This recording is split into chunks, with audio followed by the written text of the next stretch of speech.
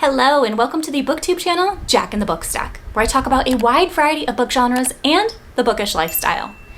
In today's reading vlog, I'm doing another installment in a series I have where I read an entire book series in one video. I'm targeting to read book series all within the same month, so the details stay fresh and it has its maximum impact. So in today's video, I am going to be reading the entire Neapolitan series, and I'm going to be convincing you that you should read it as well. Now, I have seen book one in the series, My Brilliant Friend, around just the bookish social medias. This cover is very unique and sticks out to me, but it was really the BookTube channel, Books with Emily Fox, that motivated me and influenced me to move this up the priority list and read it all in 1 month. So huge shout out to her. I am going to link her channel down below. She mentions this series in so many different videos because she's been reading them over the course of a couple years, and she just read the last one in the series. I saw it in a video like in the last week or so, and she was so moved by it. I think it's a contender for her favorite read of the year. So, I mean, if Emily Fox endorses it, then you know it's good. I'm coming to you in this introduction after already finishing the Neapolitan series because I want to tell you who should read this. Now, before I get into that list, I need to tell you that this is the most beautiful writing I have ever read. There were so many feelings and emotions and things that I could understand and relate to, but crafted and explained in a way that was just so profound and moving, and I could never string words together like this author, Elena Ferrante, or her translator, Anne Goldstein. They are just a powerhouse team that really captured some magic here. This is a historical fiction series, but interestingly enough, it does not revolve around World War II, or any wars for that matter. It takes place in the 1950s in Naples, Italy. In the very beginning of book one, we are in present day, and we have our narrator named Elena, and she gets a phone call from her very best friend's son, who says that the best friend has gone missing. Reacting to that news, Elena decides to sit down and write the entire story of their friendship, starting from when they are 5 years old, and then bringing them up to current day, and that is the series of books. I recommend this series to readers who love literary fiction, particularly ones that explore complex female relationships. Also, coming of age and identity. Readers who love neighborhood and community drama.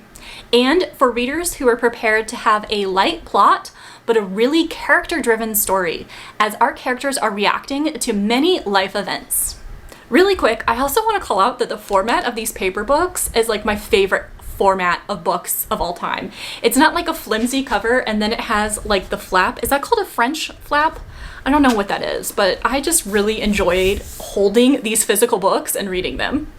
If those things appeal to you, then just keep watching because we're going to go ahead and kick off this reading vlog as I experience book one, My Brilliant Friend. There was once a day that I would pray for you. I'd go and misbehave just so you'd notice too. Sneaking looks up and down from across the room. Damn, what a hell of a view. I feel good, you look great, I like you, I can't wait. A first time, a first date, you're so fine, I'm so late. You sip wine, I drink straight, don't waste time to my place. I feel my heart erase, so catch me if I fall.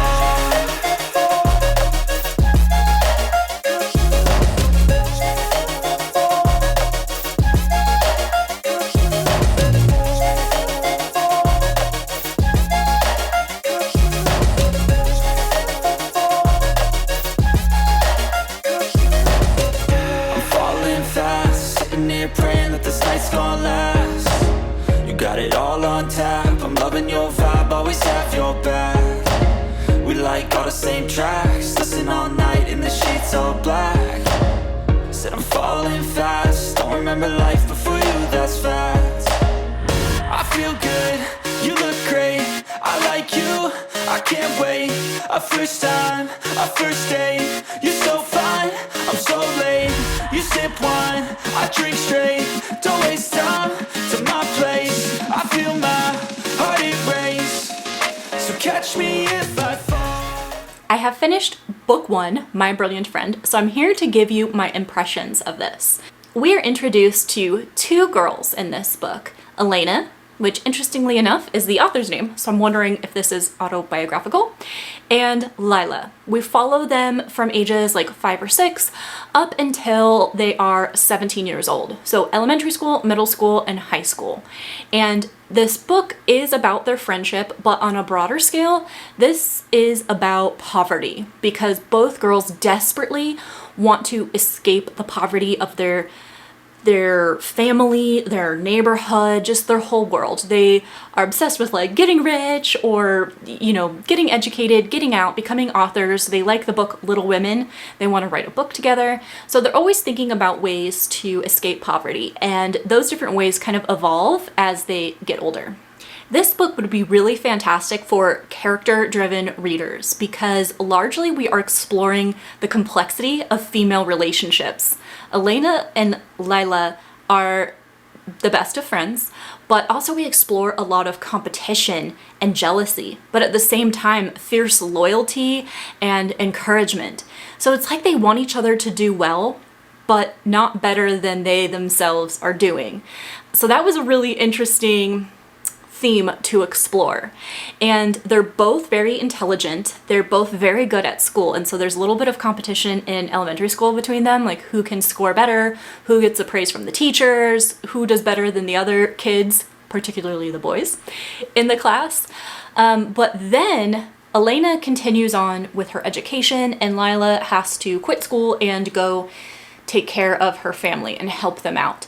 So that was interesting how the focus of education continued after Lila quit school because she still was very intelligent. She still was very interested in learning and supported her friend in some ways, but it's kind of hard to see like where it was support or where it was competition or where it was kind of like bragging. Again, the complexities of the female relationships was very interesting, in particular around education.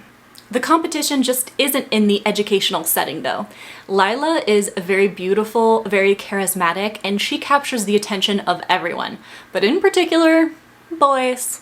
Elena feels a little bit frumpy. She's that like mousy character, the best friend character that's often described. Like she doesn't feel cute.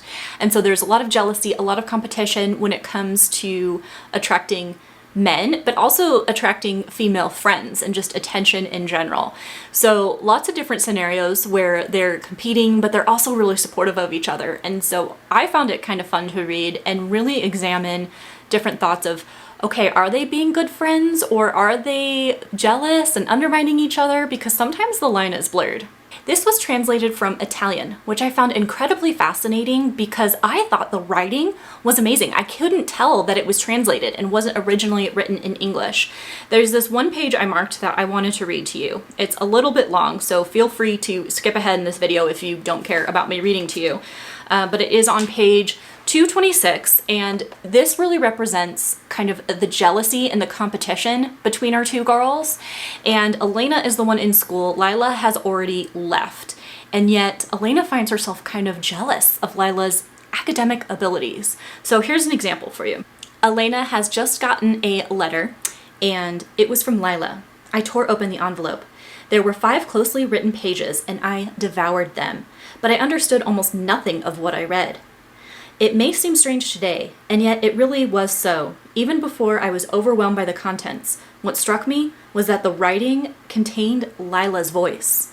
Not only that, from the first lines I thought of The Blue Fairy, the only text of hers that I had read, apart from our elementary school homework, and I understood what, at the time, I had liked so much. There was, in The Blue Fairy, the same quality that struck me now. Lila was able to speak through writing, unlike me when I wrote, unlike Sartori in his articles and poems, unlike even many writers I had read and was reading. She expressed herself in sentences that were well constructed and without error, even though she had stopped going to school. But further, she left no trace of effort. You weren't aware of the artifice of the written word. I read and I saw her. I heard her. The voice set in the writing overwhelmed me, enthralled me even more than when we talked face to face. It was completely cleansed of the dross of speech, of the confusion of the oral. It had the vivid orderliness that I imagined would belong to conversation if one were so fortunate as to be born from the head of Zeus, and not from the Grecos, the Cerullos. That's their family names. I was ashamed of the childish pages that I had written to her, the overwrought tone, the frivolity, the false cheer, the false grief. Who knows what Lila had thought of me? I felt contempt and bitterness towards Professor Jarris, who had deluded me by giving me a 9 in Italian. The first effect of that letter was to make me feel, at the age of 15, on the day of my birthday, a fraud. School, with me, had made a mistake, and the proof was there in Lila's letter. So that gives you an example kind of the writing style, and also that like competition and the jealousy factor, and kind of how they put each other down a little bit, but unintentionally or intentionally, who knows. And also, while reading that, I was reminded that this is written retrospectively. So in the very first chapter, Elena is older. She's in her 60s. And so she is telling the story of their childhood from when they met at like age 5 or 6. And in the very first chapter, Elena gets a call from Lila's son that Lila has gone missing. Like her stuff is gone. It looks like she like ran away. And so that's why she's going back and telling their story right now. Kind of an important part I forgot to mention, but there you go. I landed on a rating of 3.5 for this first book. It did not have as much plot as I typically like, but it had great character study. I liked the complexity of the female friendships and them growing up together and what they want from their lives and the decisions they make to try and set themselves up for those lives. So I'm intrigued to keep reading. Not as intrigued as I would be if there was like a stronger plot, but I think it's coming. I think there's going to be more in the politics for this, and I'm interested to see how these two girls will respond to their environment. So that is book 1. Let's move on to the second book. So catch me if I fall.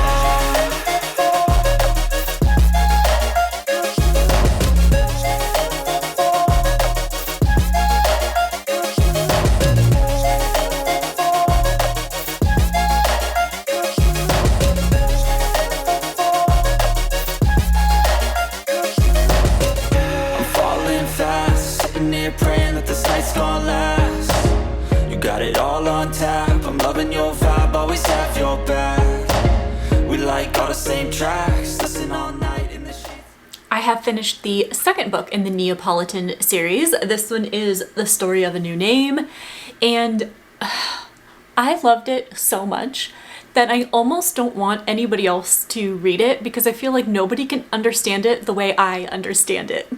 The thing that I came to realize and that I had to accept about this series is that there is very little plot. There's a lot going on, but this is really driven by the characters. What I am entranced by is the characters' reactions to different events in their lives. And that's what has me dying to see what's going to happen next. In book 2, we pick up right where we left off at the end of book 1, which is at a wedding, and we follow our two main characters from the ages of 17 up until 23. And I think this age range really made a huge difference for me. Whereas book 1 is set largely in like the elementary school age and middle school and high school, I like this age range a lot better. Something that is very challenging about these books is the naming convention of all the characters.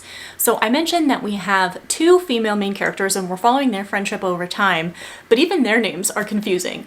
If you have ever read Russian literature, then you might be familiar with this, but there's so many variations of people's names that it's hard to keep track. It's hard to keep track of who we're talking about, and then there are so many supporting characters.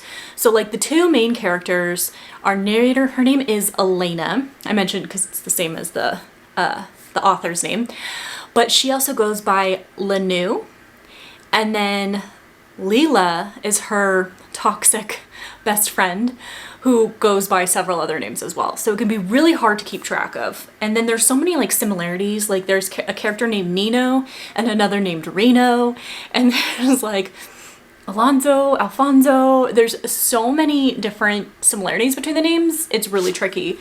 And then you get like the different variations of everybody's name. But in book 2, what I really, really liked is there's an index of characters and notes on the events. So this was great because it summarizes book 1 for you and also reminds you of who all the characters are. So you can see like how many pages there are. Because not only are we talking about like different characters, but then we have like their whole family as well. Like there's just a lot going on with the neighborhood and all the characters within this neighborhood. Speaking of the characters, my goodness, are they messy. Everyone in here has so much drama and they're so messy and their decisions are driving me crazy. Like I'm yelling at the book. Okay, like in my head, I'm yelling at the book, but I'm yelling at them for the decisions they're making, or in Lanu's case, the decisions she is not making because she was so spineless. She was such a doormat. When I needed her to stand up for herself, she just lets people walk all over her. And she is definitely defined by her surroundings and people's opinion of her. And I mean, we're in the 17 to 23-year-old range, so like that makes complete sense for this age range. But oh my gosh, it is so difficult sometimes to watch her get trampled on. The theme continues to be how our characters are trying to escape the poverty of their neighborhood and the poverty of their families and their upbringing. But they're both going about it in different ways. Leela goes about it by manipulating people, and Elena, or Lanu, I get so confused by the names, she is trying to escape poverty through education, but she continues to struggle because she doesn't feel like she fits in either place. She's like too good for like the neighborhood and how like casual they are, but then she is not like up to speed the way that all these like super classy rich people are in like her school life. So she's really struggling with her identity, and it's really like a coming of age story for her, finding out what she wants to be like. And like I said, she's really defined by the people around her, so that's really challenging for her. And something else, they go on like a beach vacation for like a month, and I just love that. I feel like that's something that happens in classic literature, but definitely doesn't happen like in my real everyday life. Like people just don't take off the month of August or the month of September to go to like rent a house at the beach with their friends. Like that doesn't happen. But that is an experience in here, and it really gave me like summer vibes that I liked. Like just sleeping in and then going to the beach all day and swimming and being in the sun and being sandy and getting ice cream, and there's like a boardwalk type thing. Like I really liked the summer vibes in that element. To summarize so far, I've said that the plot is very light, but I am intrigued by the characters and how they're reacting to certain events, even though there's a lot of characters and it can be overwhelming. Something else I love about this is the writing style. And again, I'm blown away that this is translated from Italian because it is just so beautiful, and it describes the characters so well and like their personalities, like what motivates them, the complexity of the female friendship, their identity crises, like it's just magnificent. So there was something I wanted to read to you on page 75, and this is Lanu, our narrator, seeing Leela at work as a master manipulator. She is going to two of her enemies to ask them for a favor, so she has to manipulate them a little bit. So this is Lanu observing. It wasn't just her skill with words that struck me. That I knew. What struck me was a new tone, a shrewd dose of impudence, that assurance. There she was, her mouth flaming with lipstick. She made Marcello believe that she had put a seal on the past, made Michele believe that his sly arrogance amused her. And, to my great amazement, toward both she behaved like a woman who knows what men are, who has nothing more to learn on the subject, and in fact would have so much to teach. And she wasn't playing a part, the way we had as girls, imitating novels in which fallen ladies appeared. Rather, it was clear that her knowledge was true, and this did not embarrass her. Then abruptly, she became aloof. She sent out signals of refusal. I know you want me, but I don't want you. Thus, she retreated, throwing them off balance, so that Marcello became self-conscious and Michele darkened, irresolute with a hard gaze. I love that description of this manipulation that she's rolling out to get her way. The next passage that I want to share with you is on page 102. And again, we have Lanou's observations. And what I like about this section is you really get a sense of the disgust she feels for the poverty of her neighborhood and the people there. And then you also get a sense of her like confusion with this like whole coming of age aspect. For no obvious reason, I began to look closely at the women on the stradone. Suddenly, it seemed to me that I had lived with a sort of limited gaze, as if my focus had only been on us girls, Ada, Gigiola, Carmela, Marissa, Panuccia, Lila, me, and my schoolmates, and I had never really paid attention to Melina's body, Giuseppina Pelusi's, Nunzia Cirillo's, Maria Carrassi's. The only women's body I had studied with ever-increasing apprehension was the lame body of my mother, and I had felt pressed, threatened by that image, and still feared that it would suddenly impose itself on mine. That day, instead, I saw clearly the mothers of the old neighborhood. They were nervous. They were acquiescent. They were silent, with tight lips and stooping shoulders, or they yelled terrible insults at the children who harassed them. Extremely thin, with hollow eyes and cheeks, or with broad behinds, swollen ankles, heavy chest, they lugged shopping bags and small children who clung to their skirts and wanted to be picked up. And, good God, they were 10, at most, 20 years older than me. Yet they appeared to have lost those feminine qualities that were so important to us girls, and that we accentuated with clothes and with makeup. They had been consumed by the bodies of husbands, fathers, brothers, whom they ultimately came to resemble because of their labors or the arrival of old age and illness. When did that transformation begin? With housework, with pregnancies, with beatings? Would Lila be mishappen like Nunzia? Would Fernando leap from her delicate face? Would her elegant walk become Reno's, legs wide, arms pushed out by his chest? And would my body too, one day, be ruined by the emergence of not only my mother's body, but my father's? And would all that I was learning in school dissolve? Would the neighborhood prevail again? The cadences, the manners, everything be confounded in a black mire? Ugh, it just rolls off the tongue. Okay, maybe not in this like video clip because I'm not like an expert at reading out loud, but it just, when you're reading it on the page, it just flows, and like her observations, you could see that disgust she has. I marked down so many other quotes that I would love to read to you, but I would probably bore you to tears in doing that, and also I'd be reading you the whole book. So I just have one more passage that I want to share with you. This is from page 466, and I really like how Lanou's observations or her thoughts really encompasses this kind of toxic, complex friendship, and how she always feels like she's competing with Layla and comparing herself to her and always wants to win. So she says, I understood that I had arrived there full of pride and realized that, in good faith certainly, with affection, I had made that whole journey mainly to show her what she had lost and what I had won. But she had known from the moment I appeared, and now, risking tensions with her workmates and fines, she was explaining to me that I had won nothing, that in the world there was nothing to win, that her life was full of varied and foolish adventures as much as mine, and that time simply slipped away without any meaning, and it was good just to see each other every so often and hear the mad sound of the brain of one echo and the mad sound of the brain of the other. Does that impact you like it impacts me?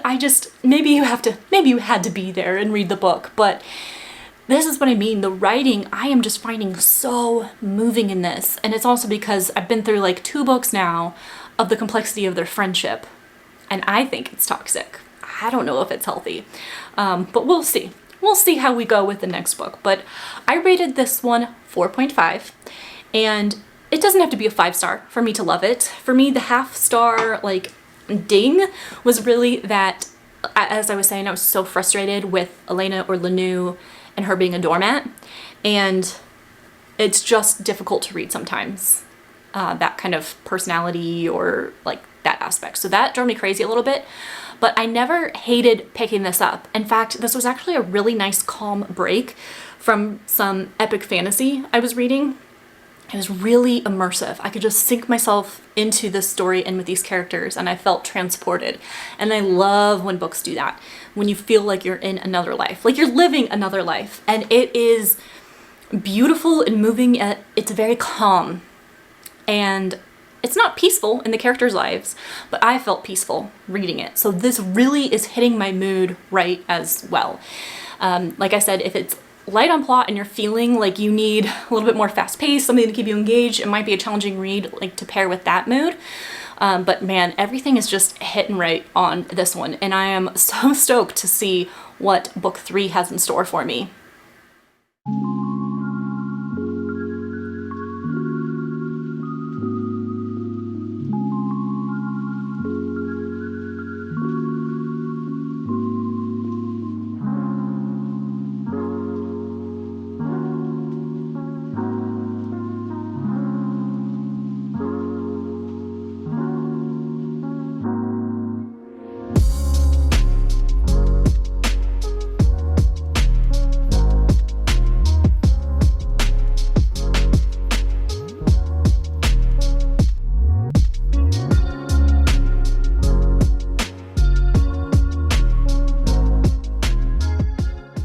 I have finished book 3, Those Who Leave and Those Who Stay. And at first it was very disorienting because the first chapter jumps to the year 2005 when both of our main characters are old women. And I was like, oh my gosh, where did the time go? But luckily in chapter 2, we went back and pretty much got caught up on what had been going on since book 2 ended when they were 23. So most of this book covers our characters from when they are 25 years old until 30, or like their early 30s. And we are exposed to a lot more of the political environment in Italy at the time. And luckily for me, I found it refreshing. We're not talking about war necessarily. We're talking about like demonstrations and marches and protests and pamphlets going around, and all of the characters in the neighborhood are getting involved in different ways. And that was stressful. These characters continue to be incredibly messy, and they're loud. They're like loud, messy in the decisions they make. Both of our women get involved in kind of like workers' rights and the working environment and the dangers of factories and that kind of stuff. And I liked seeing their experiences and how they both pushed back on those things. In this time frame, we also have the popularity of computers starting to roll out and the need for like systems engineers and people who understand computers. And there is also a heavy emphasis in this book on feminism. And that's both in the political environment, but also in Elena and how she just examines different situations and how she's reacting to them. And there's lots of insight into female sexuality and how it differs for females versus men, like it being a source of pleasure for the men, but not necessarily, they're not caring about the women's pleasure or how different women experience it differently. I really like that exploration. And along with feminism, we do see more of a conversation about motherhood. And at this point, both Elena and Lila are mothers. And it's interesting because they love their children, but they're not enthusiastic about all aspects of motherhood. And so I do like to see a lot of those frustrations come out. A huge section of this book, I don't know if I'd call it a theme or the tone, but definitely I think both of our characters are having like a midlife crisis. But they're like 25 to 30 years old, so it's not even midlife, it's like a quarter life crisis. But I really caught on to that, and then that framed all of their struggles for me. And thinking about, relating that to like a quarter life crisis in modern times, like the similarities that there are and the differences, that just feeling trapped, feeling a loss of direction, feeling like a desire to do something, but just not knowing where to start. Interesting influences in your life that pop in. So I really liked that. I would say, describing this book, it's really about a quarter life crisis. I still adore the writing style and it's still character driven, but I don't like Elena most of the time. Again, the decisions she makes really frustrate me and anger me, and sometimes I just want to throw the book across the room because I'm so angry with her of the different things she's doing. We didn't get as much of the toxic friendship that I've liked in the other two books. They do spend a lot of time together. There's one point where Leela is very sick and Elena drops everything to come and take care of her, which I'm like, why does she deserve that? But okay, I get it, you're friends. So they do spend some time together there, but generally they're taking a lot of time apart. Their lives are in very different situations, and although they'll have phone calls back and forth sometimes, they're not as close. And Elena is really enjoying some space from her, and she's trying to figure out what she wants in her life. So we didn't have that much focus on that aspect that I like, the toxic female friendship. But my God, I'm reading this and I'm realizing every single man is a walking red flag. And not only do the women put up with it, but they are obsessed. They are obsessed with these men. And you're just like, why do you keep enabling these men and making horrible decisions relating to these men? They're never gonna learn. They're never gonna learn. They're all walking red flags. But you know what? Maybe so are the women. I keep saying all the characters are so messy. So maybe it's not about just the men that are horrible. Maybe it's just everybody. My tone and my reaction for this book are largely driven by the fact that I just finished and we left off with Elena making a decision regarding her love life that I do not agree with. I'm so aggravated with her. And again, with these books, why I love them so much is because I feel personally attached to these characters, even though they don't make great decisions all the time. I feel like I'm in this with them, and I'm like, girl, what are you doing?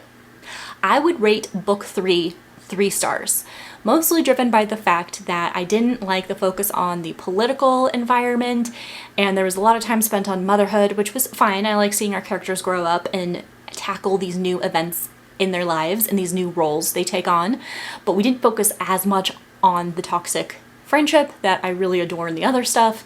And I'm still so frustrated with our narrator, Elena, or Lenu. Going into book 4, the final one in this series, I am hoping for a satisfying conclusion. I'm expecting we'll be brought up to present day when they are older and what's-her-face has gone missing. I think we're going to find out an answer to that. I'm excited what goes on between the end of this and that situation that was introduced in the very first book. And it's so interesting because I'm saying I love reading about the characters so much in this, but that doesn't mean I love the characters themselves. I kind of want an unhappily ever after for everybody.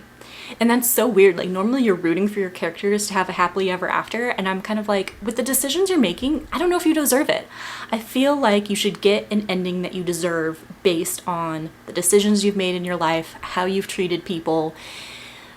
I'm just really interested. I'm really interested to see how this goes and if I'll be satisfied with the conclusion for each character's storyline. So, time to finish this up. I think I'm ready.